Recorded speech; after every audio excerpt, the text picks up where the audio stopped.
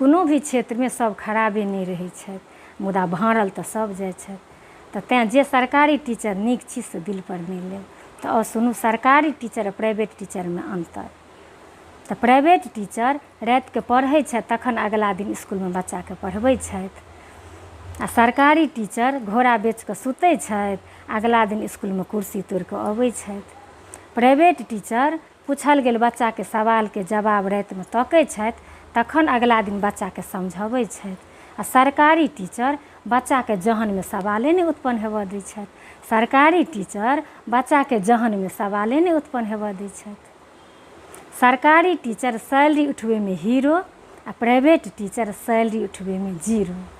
हम तऽ सरकारसँ निवेदन करै छियनि जे इसकुलके प्राइवेट करथि आ अस्पतालके सरकारी, आ कोनो सरकारी डॉक्टर नहि करथि निजी क्लिनिकके बजारी।